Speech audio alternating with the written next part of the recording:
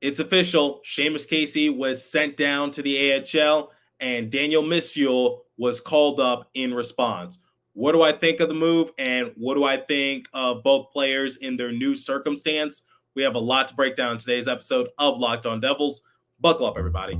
You're Locked On Devils, your daily podcast on the New Jersey Devils. Part of the Locked On Podcast Network, your team every day. Hi, this is Bryce Salvador, and you're Locked On Devils with Trey Matthews. Elliott scores! Oh, Stevens stepped up, nailed him. Brodor's got the puck. What a shot. The Devils win the Stanley Cup.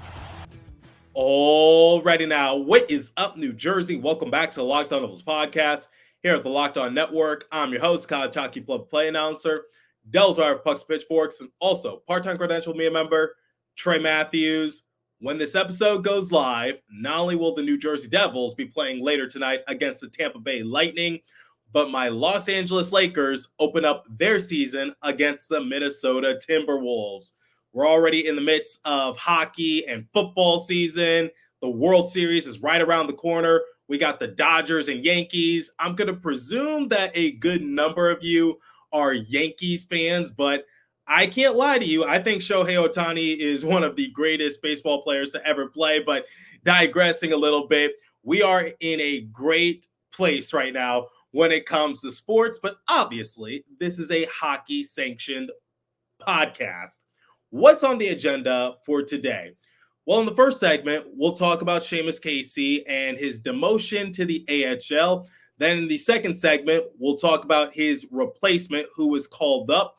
And then in the third and final segment, I will give you guys some brief background information regarding the Lightning because they lost their longtime captain, Steven Stamkos, who signed with the Nashville Predators. Not really going all that well for Nashville. I picked them as one of my teams to look out for this year, and they're still winless. Not really off to the best of starts for Andrew Brunette and his squad, but digressing a little bit, I will share you some background information regarding the Lightning and share 3 takeaways heading into the matchup. All right, let's start off with Seamus Casey officially being sent down to the Utica Comets. Shortly after I posted the episode telling you guys my opinions as to who should be sent down, Seamus Casey or Shimon Nemec, I said if I had to make an educated guess, it was going to be Seamus Casey for a few reasons. I cited seniority being a big factor because Nemec has more experience than Casey. The ice time for Casey has been going down a little bit more. And also, the Devils are trying to contend come playoff time. So it's just like it doesn't make sense for them to try to develop a rookie whose main aspirations might be to win the Calder Trophy because that's not in the cards for New Jersey for the time being. They're looking to develop more of their veteran and star players. Sheldon Keefe spoke about Seamus Casey and his circumstance shortly after a Devils practice. Here's what he had to say to the media. Yeah, as it relates to Casey, just, I think the decision was just made that to get him down to Utica and get him comfortable and get him rolling there. He's filled an incredible role for us. Done a great job to really help us in the early going here with the injuries that we've had, and to be able to overcome that, to get off to a decent start as a group. It's a credit to Seamus, the job that he's done. Obviously scored big goals, made big plays for us. But for a young defenseman like him, it's important to get down in the American League and really round out his game and get more minutes and be a big part of the team. Looks like Pesci and Luke Hughes, their return is at least I would say imminent, not tomorrow night, but it's imminent. It's getting closer, so just makes sense for us to get Casey down and comfortable, and at the same time you get someone like Misyul an opportunity. Okay, let's do a follow-up from yesterday's episode now that the news is official. Let me share you some of my takeaways as to why this could be a good thing for Seamus Casey. First and foremost, I am fond with Seamus Casey and his overall game. He was very impressive to begin his NHL career. especially on a big stage that the Devils were on. It was the Global Series in Prague, and he had a big impact, especially in the second game when he netted his first career goal, and it was also the first power play goal of the season for the Devils. And a few games later, he also had a good showing against the Utah Hockey Club. I was present for that. And he was establishing himself really well. But as the game started to progress, you saw the ice time go down a little bit for Seamus. And the media asked Sheldon Keefe, like, why is Seamus getting less and less shifts? Well, Sheldon said, like, he felt like the scheduling was catching up to Seamus. And I said, that's not really a good sign, considering the fact that the Devils haven't even played 10 games and we're not even a quarter of the way into the season. Not really reassuring if you're someone like Seamus. But anyway, I think Seamus going down to the AHL can be beneficial for a few reasons. One, similar to what Sheldon has said in the past, going down to the AHL and getting accustomed to the pro schedule can do wonders for Seamus Casey, because he's fresh out of college and now he has to get accustomed to playing in more games night after night after night. While the schedule isn't as rigorous compared to the NHL, it still can serve as a gateway saying, hey, this is what you're going to have to prepare for as a professional. Tom Fitzgerald said over the summer that when it comes to Seamus and his development, the AHL is not really a bad thing. And he felt as though people were making it out to be like, if you start off in the AHL, you're no good, which isn't the case. And I agree with Fitzy and his thought process, because I said it in the prior episode that if Seamus Casey was one of the go-to players, you're putting the same burden on his shoulders that you did with Luke Hughes and Shimo Nemeth, albeit those two players had no choice given that the Devils were facing a boatload of injuries and their defensive depth was pretty much non-existent. So it was just like, look, you're going to have to step up into this role whether you like it or not, because they're spread thin in terms of blue liners. This time around, it's a little different. Devils have some options. And I don't think you want to put that kind of pressure on Casey's shoulders when you don't really have to. And another thing that I want to factor in is that Utica isn't really off to the best of starts to their respective season. They are 0-4. I think if Casey was able to make a decent impact at the NHL level, I'm excited to see what his impact can be at the AHL, because maybe he could be one of the driving forces that gives Utica their first win of the season, or maybe turns it around early. Like I said, I don't really want to overreact to anything, but the fact that Utica is still winless should tell you something about what's going on right now. But if they get a highly touted prospect like Seamus Casey, who knows? Because, like I said, Casey did well at the NHL. I have no doubt in the back of my mind that he's going to be successful in the AHL. So I think this is best case scenario for Seamus Casey. Yes, it was fun and all for him to establish himself in the NHL rather quickly, but it's not what the team needs right now. They don't need a Calder Trophy finalist on their roster because the Devils are trying to contend. That's not necessary, but it's a good bonus to have. Don't get me wrong, but the Devils don't really have time to develop Casey at the NHL level for an 82-game season, if that makes sense. Let's let him develop in the AHL and see where he goes from there. All right, we're going to talk about his replacement momentarily. It's a player that Jersey Joe has talked about on this show before. But before we continue, let me tell you guys about FanDuel. Hey, NFL fans, you can start the season with a big return on FanDuel, America's #1 sportsbook. So when you get a hunch in the middle of the game, you can check out the latest stats, view live play-by-play, and so much more on the same page where you place your bets. You'll get started with $200 in bonus bets guaranteed when you place your first $5 bet. That's FanDuel.com. Look at FanDuel.com to see the odds, and please remember to always gamble responsibly. All right, When one door closes for someone, another one opens. What do I mean by that? Well, Seamus Casey was sent down to the AHL, but who was called up? It's Daniil Misyul. Here's a scouting report on Mr. Misyul. He was a third-round pick by the Devils back in 2019. He is 24 years of age. He hails from Russia. According to Elite Prospects, he is an excellent skater and a gifted puck rusher. He cleans the crease effectively to let his goalie see the puck and doesn't let anyone jump on rebounds. Last season with the Comets, he appeared in 44 games, had 4 goals, 10 assists for a grand total of 14 points. But something else I want to highlight is that he spent 47 minutes in the penalty box. I'm going to assume that he is an aggressive defenseman who's more of a stay-at-home type of player. Don't expect for him to rack up the points. Let's look at his numbers from a couple seasons ago when he was playing for Lokomotiv in the KHL. He appeared in 59 games. He had 7 assists for a grand total of 7 points. He spent 30 minutes in the penalty box. He had a plus-minus of plus 21. He appeared in 8 playoff games as well. And fast forwarding to this season, he appeared in 3 games for Utica. Now, Misyul spoke to the media shortly after a recent Devils practice. Here's what he had to say.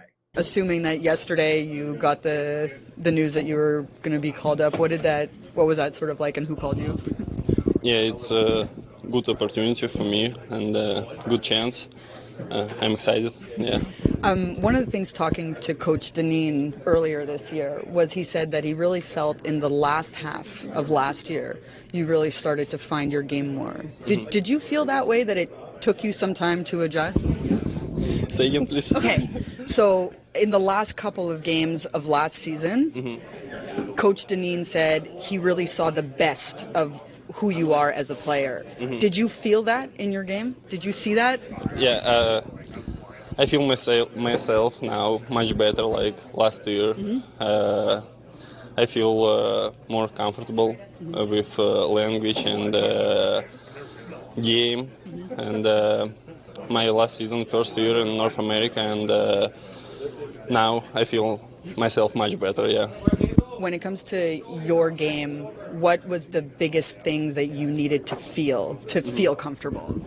Yeah, I need to play like hard and every shift, like play hard and smart and simple, and I think it's a good thing for me. Yeah. And what did it mean to you to get the call up here? Say again, please. So when they called, how did it make you feel about your game when they decide you're the next guy that they want here? Yeah, it's awesome. It's perfect for me, yeah. Thank you. Okay. It's speculated that Misyul will make his NHL debut against the Tampa Bay Lightning. We'll see what happens, but here's some good news for you guys. According to Amanda Stein, Luke Hughes and Brett Pesce were skating as extra fourth pairing defensemen during rushes at a Devils practice, and Luke was actually the first one on the rink. I said it in the prior episode that this is a good problem to have, but what happens when both of those players return? Because a lot of people have been speculating, including Sheldon Keefe in his prior soundbite, that those 2 players are set to return at any point. I believe Pesce is going to be the first one to return of those 2. That's just my educated guess. But it's like the Devils now have some options. But going back to Misyul, he was paired alongside Shimon Nemitz at the Devils practice, and they were the third defensive pairing. My expectations for Misyul is like he's just another body, and he does have some professional experience. Obviously, he's played in the KHL, and he played a season with Utica last year. And Jersey Joe and I were actually talking about this via text message. Like I told you guys, he is big on Misyul. He has been the past couple years, and I think it's going to be a great opportunity for Misyul to possibly make his NHL debut. And I hope that he can stand tall and just establish himself, because defense is going to be a big priority for New Jersey in their next matchup because their offense has been pretty good. Their goaltending has been pretty good. I think their defense needs more work, but obviously when you're missing some key guys in Brett Pesce and Luke Hughes, there's going to be some growing pains. I don't know what to expect from Misyul, but I just hope, once again, he eats up a decent amount of minutes because Seamus Casey the past couple games saw his ice time go down a little bit, and that makes things a tad bit more difficult in terms of like how the minutes are spread out. I'm not expecting for Misyul to play in a good chunk of minutes, but hopefully he plays in a decent amount where it's not an issue. All right. Something else I want to talk about while I'm on the subject of pairings and Devils practice is that Andre Palat was practicing alongside Jack Hughes and Jesper Bratt on the first line. The same Andre Palat that has been on the Devils' fourth line, and Sheldon Keefe basically moved him down, moved Paul Cotter up. What does that mean? I think Sheldon Keefe is trying anything he can do to get something out of Andre Palat. But the thing is that Andre Palat is not a scorer. We've known this the past couple seasons. He's not going to put up big numbers, but he's going to step up his game when it matters most, as we saw in the 2023 playoffs. My thing for Palat is like, I just want him to play solid defense. That's what I kind of saw last year when he was on the same line as Nico Hischier and Jesper Bratt. Nico Hischier, great two-way player. Andre Palat focuses more on defense. Jesper Bratt focuses more on offense. I think that particular line was a decent unit for New Jersey. It was one of the few minor bright spots during a very turbulent season.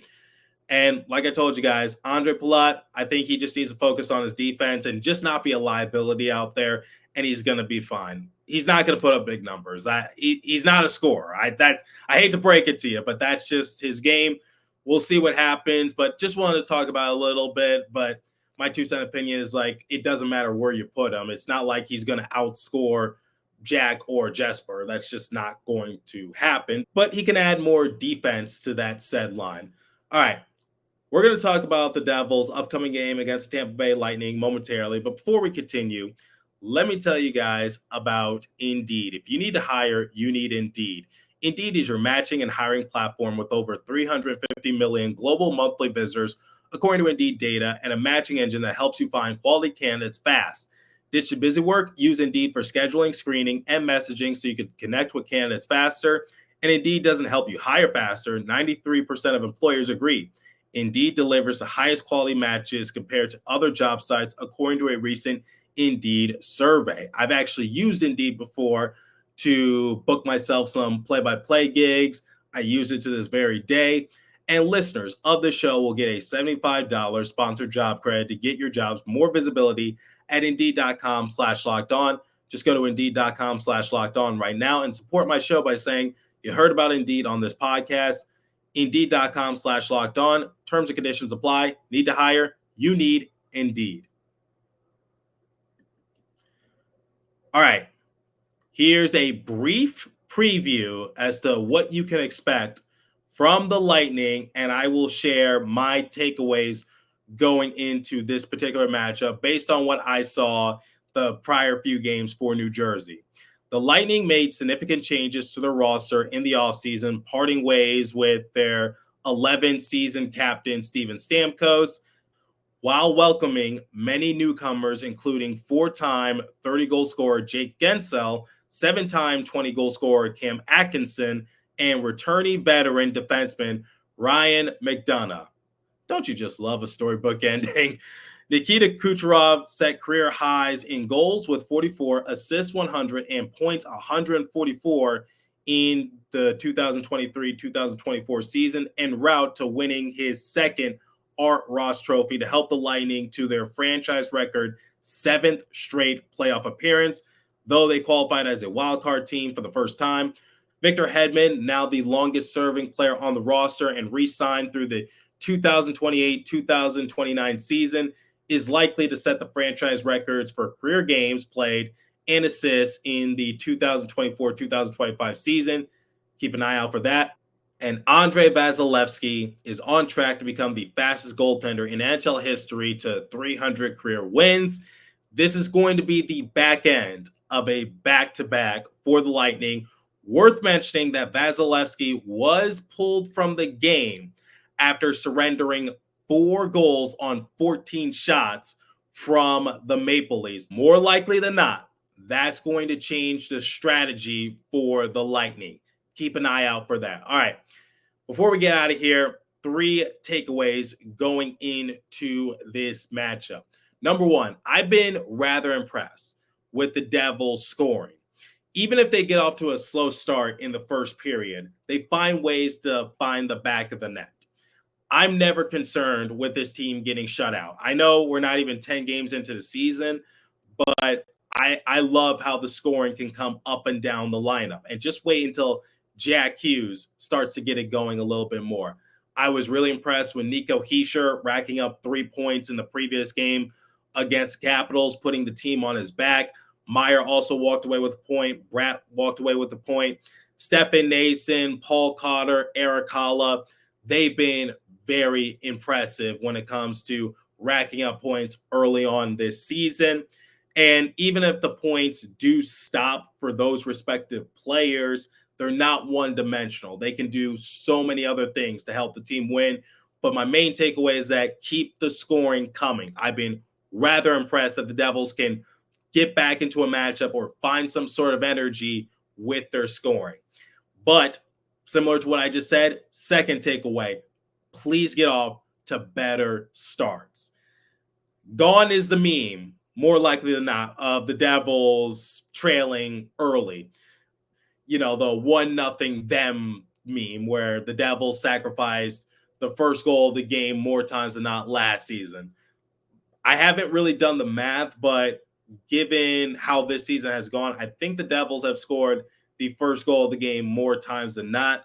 Could be mistaken, but I think the Devils are doing a good job of breaking that curse dating back to last season. But it doesn't take away from the fact that even if they score the first goal or if they wait until the second period to score the first goal, they get off to slow starts. That needs to change a little bit. I want to see them all systems go. I don't want to see what happened last game where they score the first goal and they give up 3 unanswered goals. Or I don't want to see when they climb back and they tie it and then they give up 2 more unanswered goals. That's not a recipe for success. Get off to better starts. And my third and final takeaway is the defense has got to be better. Defend your goalie. I think Markstrom and Allen both have looked very solid in between the pipes. I don't think any of the losses or the goals that are let up more times than not, I don't think it's on their shoulders. I think it's more of the defense in front of them. I want to see the defense tighten up a little bit more. I get it. You're missing some key assets in Luke Hughes and Brett Pesce, but still just continue to be aggressive and protect your goalie. 3 takeaways heading into this matchup against this Lightning team that lost their longtime captain. Keep the scoring going. Get off to a better start. And I would like to see the defense just tighten up just a little bit more. And I guess I'll add the 4th thing, since it's the back end of a back-to-back for the Lightning, run them out of your building. That's all I got to say. Let me know what you guys think. What should the Devils do heading into this matchup against the Lightning? What are your thoughts on Seamus Casey and Daniil Misyul? I'm curious to hear your thoughts. Leave a comment down below if you're watching on YouTube. If you're listening on podcast streaming service, hit me up on my personal X page app at TreyMatt4 or the show's X page app at Locked On Devils. As for today's episode, that's all the time I have for you. Continue to stay safe. Have a wonderful day in New Jersey. Go Devils. I'll catch you guys in the next episode. Thanks for listening once again.